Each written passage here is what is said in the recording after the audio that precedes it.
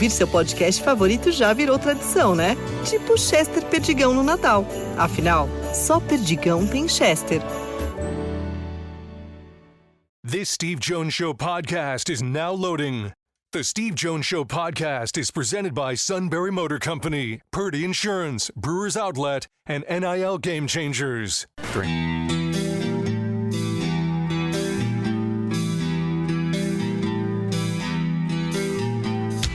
Bringing you an in-depth look at Penn State sports and more. This is the Steve Jones Show on News Radio 1070 WKOK. The Steve Jones Show is presented by Purdy Insurance, Brewers Outlet, and Sunbury Motor Company. Now from the Sunbury Motor Studio, here's Steve Jones. Great to be with you today on the show, brought to you by our good friends at Brewers Outlet, Reagan Street in Sunbury, the beverage supermarket. Imports, domestics, microbrews, the best selection of beer anywhere. Wine coolers, water, soft drinks, snacks. They roast their peanuts fresh and hot every day.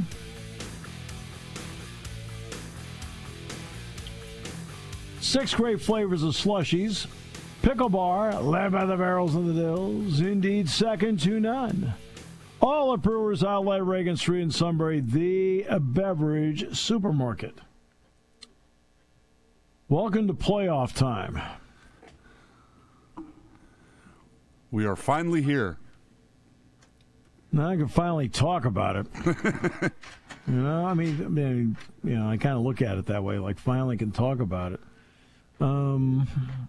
Because I'm a big believer, as you know, in I take everything one step at a time. I used to drive Kevin nuts on this show. Every time he'd bring up some big picture thing, I said, well, Kevin, I take things one step at a time. He thought I was nuts. Oh, no, you got to look at... No, I'm not... Okay? Fans have the ability, justifiably, I might add, justifiably, to look at pathways, big picture, and so forth. That's one of the privileges of being a fan. So I get it. I totally, completely get it. When you're involved in it, you can't think that way. And so when I was talking about a 4-game playoff to make the playoff, that was taking it one at a time. Where I'm looking around saying, okay, 4-game playoff to make the playoff. Okay. So now let's go from there in a 4-game playoff to make the playoff. Because to me the key is, you got to win, and you need to beat Washington. They did with complete ease. Okay. The next part you need to do is that you need to beat Purdue, and they did so again with complete ease. And that's, to me, that's what all of this is about, is your ability. Right? And then they need to beat Minnesota. Well, they had to fight to the finish, which was expected. I mean, look, I expected it. I told you I expected it. I thought that was going to be an incredibly tough game and a fight to the finish. And it was. Okay. But, again, same story. And with Maryland, deep down I really thought, hey, look, they're not just a little bit better than Maryland. They're way better than Maryland. Okay. And they won that game with complete ease. Now you had this tough game with Oregon. Well, you get to this time of the year, as I said last week, you expect a tough game. Well, the bottom line is, on the game on Saturday night, is many times in games like that, the team that makes the fewest mistakes wins. The 2 turnovers were by Penn State, and the 4 15-yard penalties were by Penn State. And that's the difference in a game like that. And Penn State played really well in so many ways in that game. Just played really, really well. And Oregon played slightly better, won the game. I was impressed by both teams on Saturday night. Now you get to the playoff. The playoff played out the way I thought it would. I thought that Penn State would be a 6 if Texas lost. If Texas lost, I thought Penn State would be a 6. When Texas lost, that's what I expected. I expected that Penn State would either be the number 1 overall seed or 6. They won the game, they'd be 1. They lost the game, they'd be 6. Well, okay, so now there's 6, they get 11. The committee, in my opinion, and Todd, you may have a completely different opinion than me, okay? But to me, the committee, to me, got it right. I felt like they went out and the teams that should be in are in, and the ones that are on the outside looking in are on the outside looking in. Well, one thing I learned is I need to stay off social media on the Saturday night before the poll because there's a lot of SEC propaganda on there, and I really thought they were going to take Alabama over SMU. No. And thank God they didn't. But no, I did not. This is what, you know what they did? They did a couple of things here. One, they stayed true to what they've been indicating the entire time. Okay? And that is, they did not penalize teams for playing in their conference championship game. They weren't penalized. Right? And I think in the end, SMU, with a great second half, got themselves into the playoff. If SMU had not had the second half they had, I'm not so sure they make it, Todd. I think that's fair. But then when they came back and tied it up, it's like, you know what? You can't move them out. So, of the championship game teams, the 2 Big Tens made it, the 2 SECs made it. Because of the automatic bid, 2 ACCs made it. You knew you could only get 1 out of the Big 12. Right? And you could only get 1 out of the Mountain West. Okay? And that's what they did. They did not deviate from that. And they didn't reward Notre Dame for not playing. Notre Dame absolutely deserves to be in the playoff. Notre Dame absolutely deserves to be in the to get a home game. But Notre Dame did not deserve to be in front of Texas or Penn State because Notre Dame did not play on that day. Texas and Penn State are in the positions they're in because they risked playing. And that's why they're in the spot that they're in, because they had, and Notre Dame had no choice. There was no way in heck that Notre Dame was going to be able to,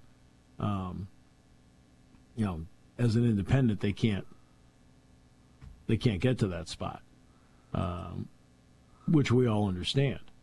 But that is one of the issues of being an independent. You choose not to be in a conference, which is their choice. Which means they can't be one of the top 4 teams. Again, their choice. And when it comes to this, Texas is out there playing Georgia. Penn State's playing Oregon. So Penn State's playing the number 1 team. Texas ends up playing what turns out to be the number 2 team. Texas and Georgia go overtime. Oregon beats Penn State, and Penn State's got the ball driving with 2 minutes to go, trying to tie the game up. You can't reward Notre Dame for sitting there. But Notre Dame gets a reward because they are getting a home game, which they earned. They deserve to have a home game. They earned it. Notre Dame's a really good football team. Really good. But you can't sit there and say, okay, they should jump. No, they shouldn't jump. They didn't do anything except sit there. And when you're just sitting there, you can't be rewarded for sitting there. Also, Texas's 2 losses are to Georgia twice, and Penn State's are to Oregon and Ohio State. Notre Dame's loss is to Northern Illinois. Sorry. So that's why you get 5, 6, 7 the way it played out. And I thought in the end they got it right. Now, as for Alabama,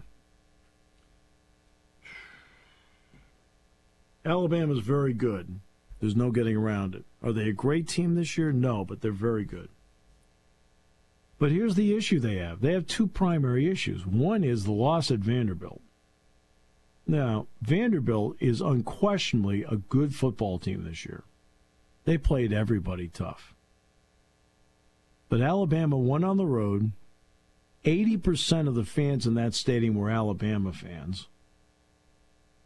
And they lost to Vanderbilt, which, by the way, also lost, Vanderbilt did, to Georgia State. And then the Oklahoma loss. And I don't want to hear that Oklahoma is this awesome and incredible great brand, which, by the way, they are. In 2024, they're still a great brand, but they're an okay football team. In 2024, Oklahoma football is a great brand, but in 2024, they're also just, for the most part, another team. Penn State that day beat Minnesota, and I feel Minnesota's a better team than Oklahoma is. And Oklahoma routed them. I mean, Alabama scored 3 points. And you're in the stretch run, and that's the performance you put up. That's the performance that killed them. If Alabama won that game, Todd, I think they're in.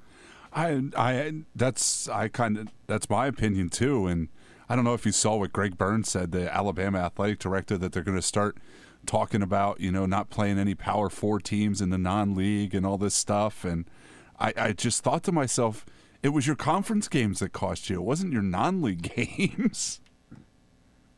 Exactly. But as an athletic director, yeah, I completely respect that he's out there defending his program, defending his team, and that's what he should do. I have no disrespect for Greg Byrne being outspoken about his program not getting in.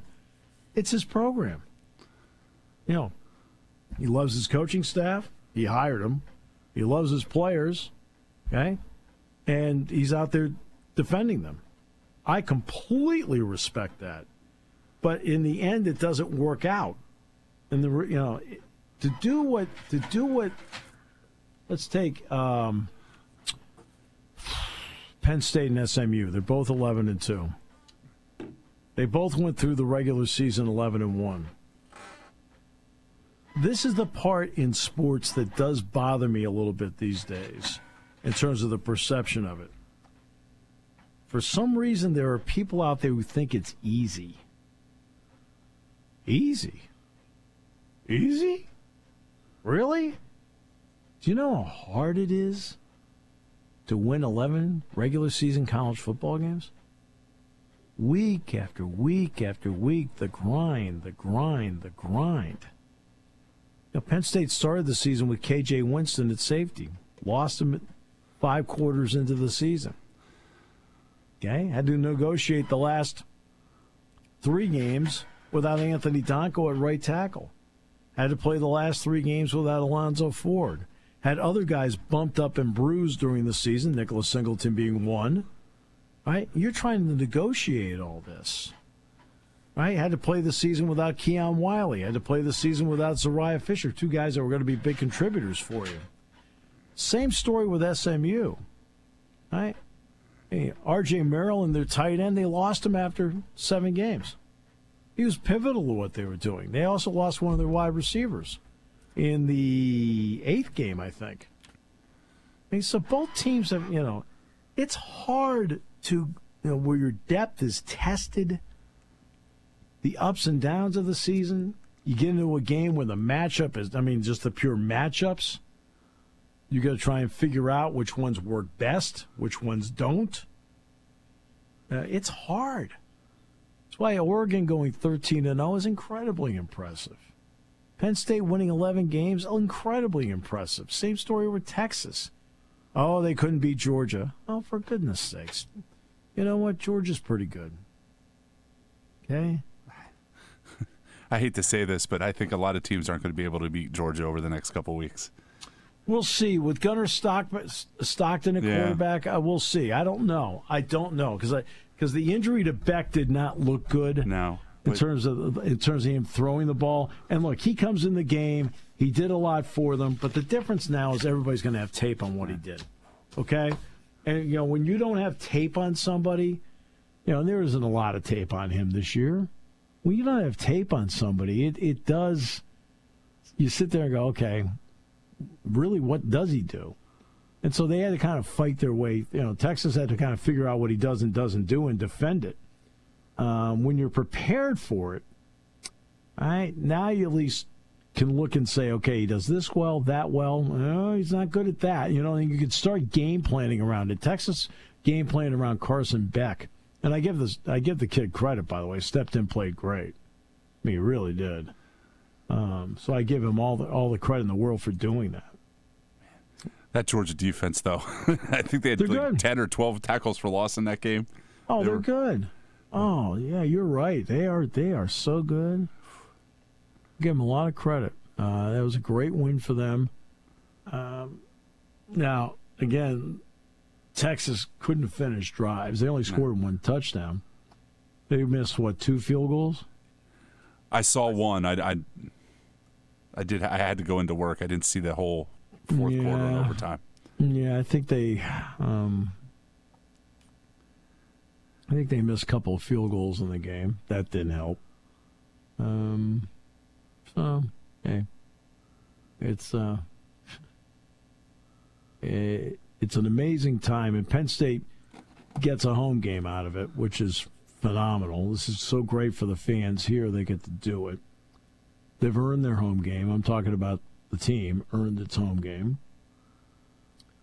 And now you get to give it another shot. This is what I told them yesterday in the morning. I said, just so you know, I said, as somebody who's on the basketball side that has done this before, I said, I've done, in my career, I've done 4 conference championship games, 2 Atlantic 10s and 2 Big 10s in basketball. I said, and when they lost the first Atlantic 10 title game, I said there was no bid. They ended up going to the NIT.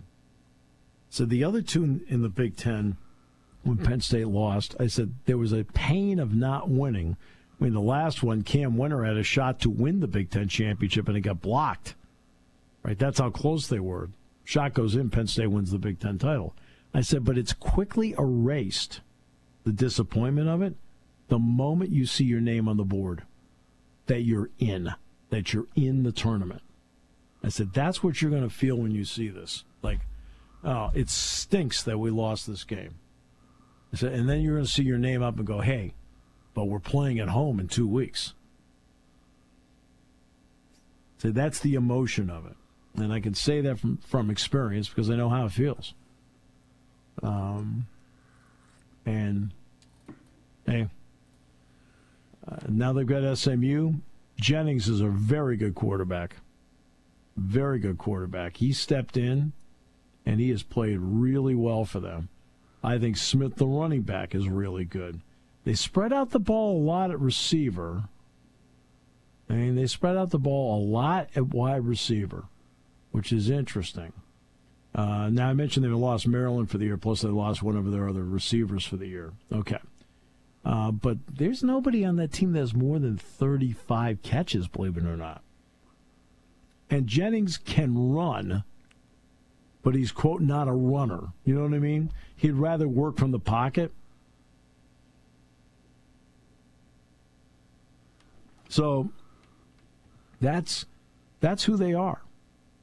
That's who they are. And they're again, to me, a terrific team. There's a lot of things about them I really like.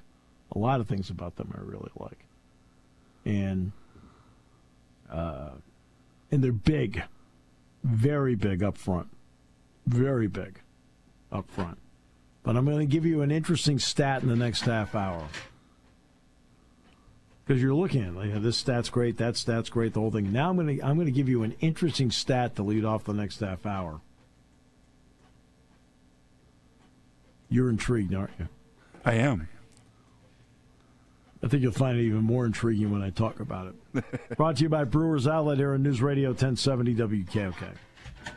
Party time, game time, or just fun time. Doesn't matter what time it is because it's Brewers Outlet time. The beverage supermarket has the area's largest beer selection. Imports, microbrews, ciders, and domestics. Pick from over 100 ice-cold 12-packs and dozens of 24-ounce singles. Soda, snacks, hot sauces, fresh roasted peanuts. Make it one-stop party shopping, and don't forget the pickle bar. So whatever you're celebrating or just doing it up, Brewers Outlet, Reagan Street, Sunbury wants to see you. And thank you for your years of patronage. The holidays are a time of year to celebrate and reflect. Reflect on the past year, a year filled with challenges and uncertainty. Uncertainty that bred resilience and hope. Hope for healing, change, new beginnings, and unity. United as one people, one community, by one mission, to safeguard and protect what matters most. From all of us at Purdy Insurance, we wish you health, happiness, and joy this holiday season and success in the new year.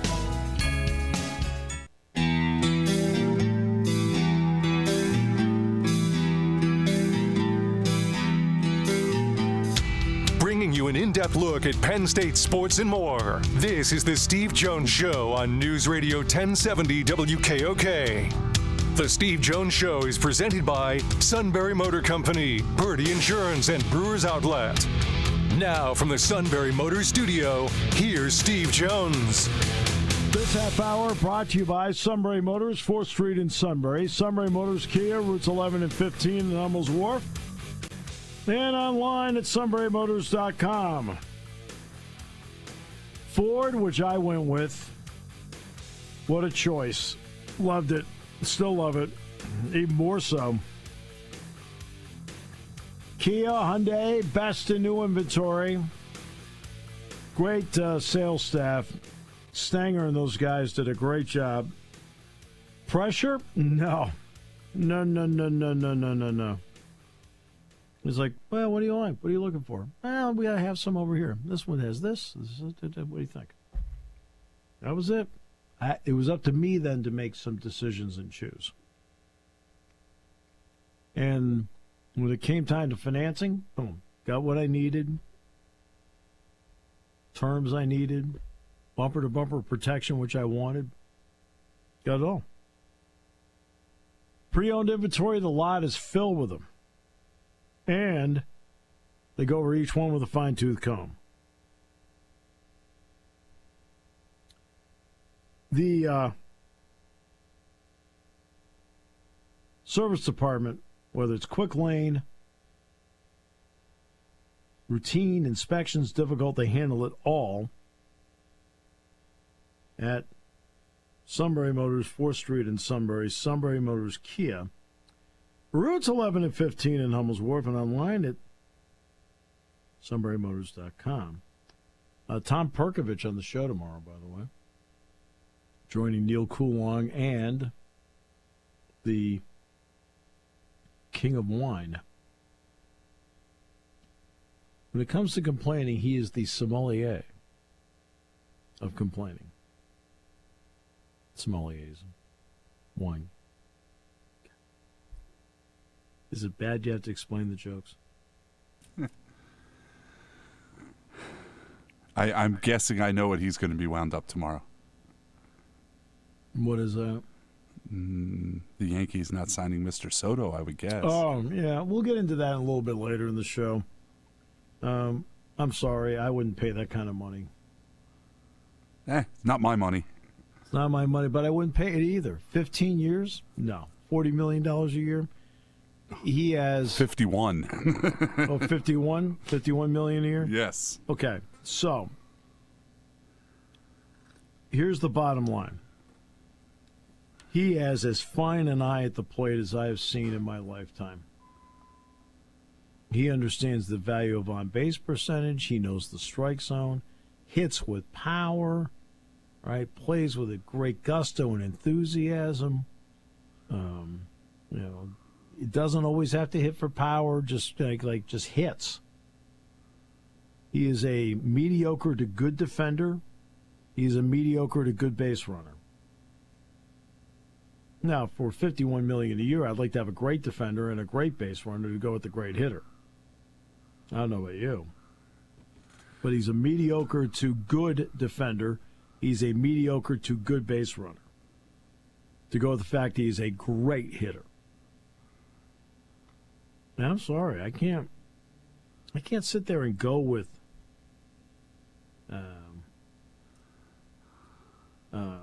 somebody that just for the money of it. No, I can't. I saw that with Albert Pujols. I saw that with Robinson Cano. I've seen that with so many players over the years.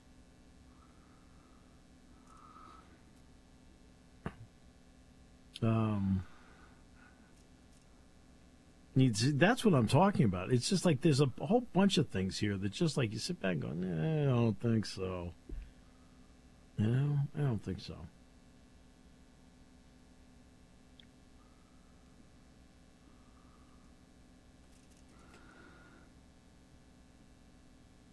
So, I mean, that's... So it's nothing against the player, and I give his agent credit. He got the $51 million from a guy that can afford to do it. I mean, Cohen can absolutely afford to do it. But I wouldn't have done it.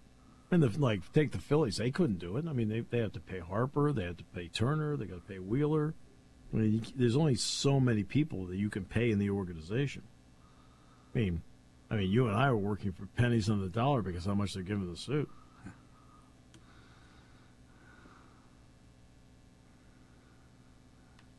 You don't seem happy. Yeah. As you were talking about Albert Pujols contracts, well. Yeah, I know. I understand. I do understand. So, yeah, there's that. Now let's get to the stat. There's so many great stats with SMU. When you go 11-2, you're going to have a lot of great numbers. And then, with a little research, I found this nugget.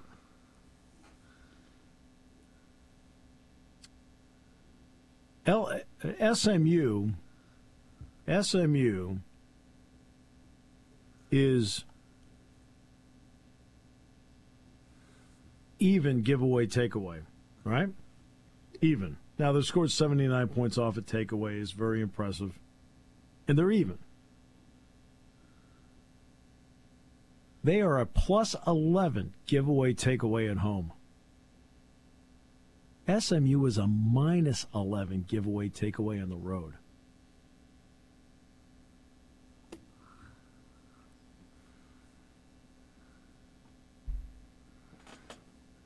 Do you find that interesting? I do find that interesting. Mm-hmm. Yeah.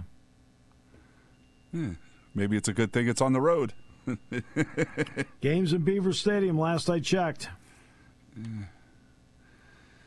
It's mid-December in Pennsylvania. It could be 60. It could be 10. Yeah. Yeah. So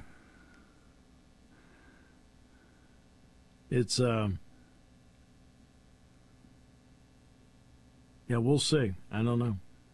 Now, is it a matter of them turning the ball over more or not forcing as many on the road? Oh no, on the road they've only forced 3. Ah. Okay. All right. Just so you know, when they're minus 11, part of it is they've turned it over 14 times. They've only forced 3.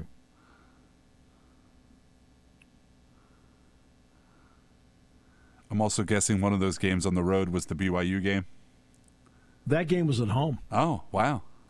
No, the BYU game was at home. They're undefeated on the road. So they're undefeated on the road, but minus 11.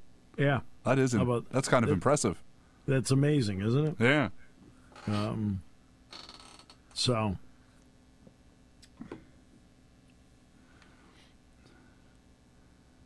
yeah. Did you see this story about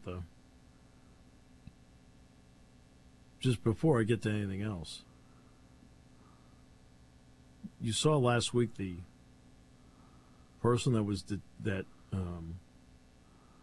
shot United Healthcare CEO Brian Thompson, and he's been on the run ever since. Oh, yes, that they found him in Altoona. Yeah.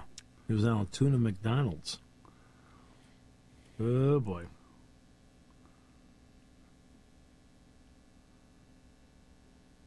And the person had a similar gun to the one used in the shooting. How about that? That's 40 miles from here. Eesh. Okay. Wow. All right. So, just thought I'd mention that. It has nothing to do with football. It's just, it's in our area.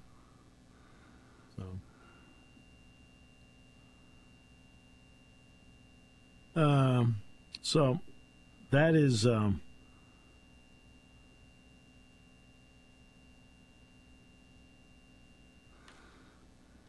on a second here. That's it. We have a Sue question. There's actually two questions. Actually, it's three questions. Okay. I don't know that I ever heard the answer to this question. Did they remove bowl games to make room for the playoffs? And if not, how many sub-500 teams will get into these early playoff games? Question number 3 was, what day is it? All right, so I'm a little concerned about the last part. No bowl games were removed. 0. And they do have enough 500 or better teams to fill every bowl spot. Nobody under 500 made it. Which is a little surprising as well. Mm-hmm. I'm just saying, that's what happened. There are people that want to reseed after the opening round and so forth. Look, you get these arguments all the time on things like that. The one thing you can never do is never let the crowd bully. Don't let them bully you. You got a system that works. If there's any change I would make, I would say you have automatic bids, but it's 1 through 12, regardless of 1 through 12. That would be the change I would make, not reseeding. You have an automatic bid, you end up that, you got the automatic, like Clemson's an automatic bid, they're 12. But Arizona State as an automatic bid should not be in the top 4. Okay? They're in the tournament. By winning their game, they got into the tournament. I think it should just all be 1 through 12 and leave it at that.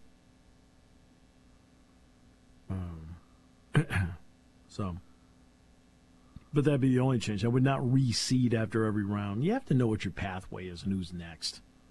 Okay?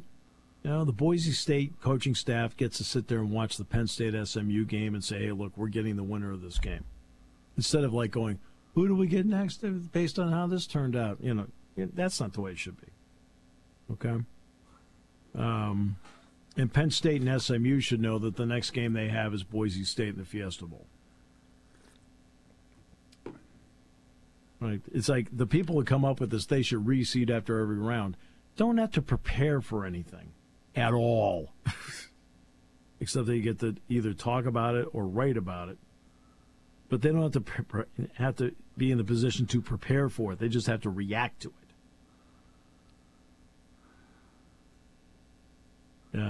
And so, no, they should not reseed after every round. I've always found that argument to be ridiculous because the argument's coming from people that don't have to get ready for the next one. Like, okay. Right?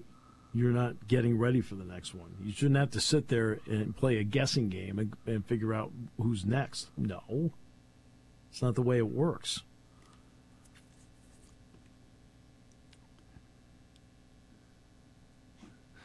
I think all they did was give Boise State bulletin board material for them to talk about this week anyway. Oh. you know how I feel about bulletin board material. I know, but all those people heard all day yesterday was how Penn State was automatically in the semifinal, though.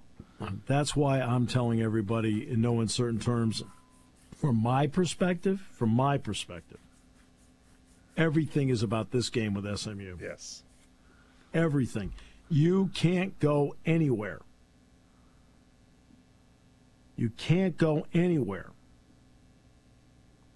unless you win this game. Have to win it. It's great. It's awesome that it's at home, But you're facing a really good team, and guess what? You have to go out and get it done now. Okay? I mean, that's the bottom line. The bottom line is you can't get anywhere without winning this game. They need to win it. And however they get it done, by 1 point, by 10 points, by 20, it doesn't matter. They need to figure out a way to get it done. Then after that, you can worry about the next step, because winning means there is a next step.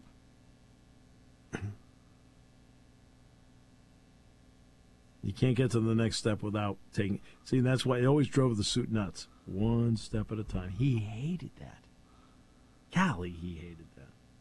Oh, but that's how I do things. I do it a step at a time. Now, he did mention the bowl games. Let me see here. The bowls were released yesterday, along with everything else.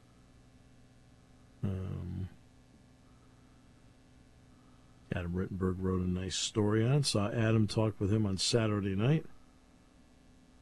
I don't understand. Every time I talk to somebody, they look left and they look right, and they said, "Is the suit here?" I don't get that. Am I missing something? I think when people hear producer, I think they hear assistant and think we follow you around sometimes. Oh, yeah. Yeah. Let's see here. Where are we going here? Let's see if we got it. Army-Navy, of course, is this week. That should be a good game on Saturday at 3 o'clock. Should be a really good game. Both teams, 8-3 is Navy, and Army's 11-1, just won the American, which is tremendous. See if we got a list of bowl games here. Playoff bracket, that's here. Rankings here. Where the heck is the... we'll just have to look this up under another category here. Because hopefully we can get the King back on here and do our bowl predictions. Here we go. FBS schedules. Here we go. I got it. Okay. The Cricket Celebration Bowl. I'm going to guess sponsored by Cricket. Mercedes-Benz Stadium, Jackson State, South Carolina State. Then the Veterans Bowl, which is at the Crampton Bowl in Montgomery. You're asking if I've ever been to the Crampton Bowl in Montgomery. I have, as a matter of fact. South Alabama against Western Michigan. That's at 9 o'clock on Saturday night. Then we start getting into the daily bowl games, because that's a Saturday, the 14th. And then the 15th is the NFL, the 16th is Monday Night Football. Then the 17th, the Scooters Coffee Frisco Bowl in Frisco, Texas. Memphis against West Virginia. On Wednesday the 18th, it's the Boca Raton Bowl. Western Kentucky against James Madison at 5:30 in FAU Stadium. The LA Bowl, hosted by Gronk, SoFi Stadium. 9 o'clock on Wednesday the 18th. Cal against UNLV. Normally, the R&L Carriers New Orleans Bowl is on a Saturday night. This year, it's going to be Thursday night, the 19th, at the Superdome on ESPN2. Georgia Southern against Sam Houston. Then on Friday, the 20th, the Cure Bowl in Orlando. Ohio against Jacksonville State at noon. The Gasparilla Bowl in Tampa, Tulane against Florida. That's at 3:30, which then rolls in to the opening round of the college football playoff with Indiana at Notre Dame at 8 o'clock. And that is on ABC ESPN. Saturday, the 21st, it's all playoff games. Penn State, SMU at Beaver Stadium at noon on TNT. Clemson in Texas at Memorial Stadium in Austin at 4 on TNT. Tennessee and Ohio State in Columbus at 8 o'clock on ABC. So let me take a moment and explain the times on these. Part of the balancing act that they had to do with this was in terms of picking kickoff times, was with the NFL. Why, you ask? The NFL, because they're going to be playing on Christmas Day, the 4 teams playing on Christmas Day are going to play on Saturday. It's like a Sunday-Thursday thing, but this time it's Saturday-Wednesday. Well, the Steelers are playing the Ravens at 4:30 on the 21st. So they did not want Penn State opposite that game. So they put them at noon. The nightcap is the Houston Texans against the Chiefs, and they didn't want Texas put opposite the Houston Texans. So they ended up getting the 4 o'clock time slot. Does that make sense to you? Yes. It's all part of the dance that a lot of people don't realize. And it's a dance. Texas would outdraw the Texans in Texas, wouldn't they? You would think, but they just don't want to compete with the NFL on this stuff. They just don't. In other words, they know that the viewership for a Texas-Clemson game in the state of Texas is going to be high. They don't want to have it fractured. Yes. They know that a Penn State-SMU game in the state of Pennsylvania is going to have great ratings. They don't want to have it split up with a Steelers crowd. Okay? That's what they're looking to do. So that comes into play with this. By the way, I answered 2 of the 3 suit questions. The third question I need to ask, it's Monday. All right, we'll come back with more in a moment here on News Radio 1070 WKOK, brought to you by Sunbury Motors. When car repairs get difficult. Well, I just don't know. Me neither. We get good. Sunbury Motors. More than quality new and used cars, Sunbury Motors specializes in complicated auto repair diagnosis.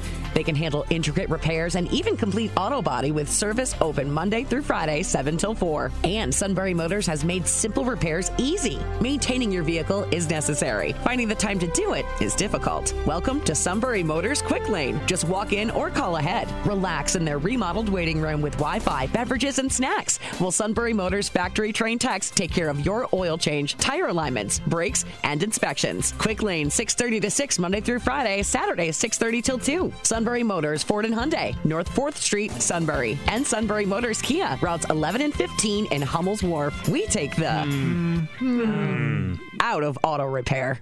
From remodeling and construction to home repairs and everything in between, Cam Schaefer Carpentry is your trusted partner. Locally owned and family operated, we proudly serve Middleburg and the Susquehanna Valley. Thinking about new siding or a cozy fireplace for the holidays? Or maybe it's time for that dream kitchen you've always wanted. Whatever the project, we treat your home like it's our own. To all our loyal customers, thank you for trusting us with your homes, your projects, and your dreams. We wish you and your family a blessed and Merry Christmas. Visit Cam Schaefer Carpentry on Facebook. Cam Schaefer Carpentry, building trust one home at a time.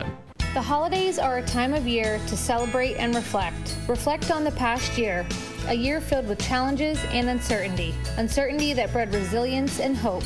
Hope for healing, change, new beginnings, and unity. United as one people, one community, by one mission, to safeguard and protect what matters most. From all of us at Purdy Insurance, we wish you health, happiness, and joy this holiday season and success in the new year.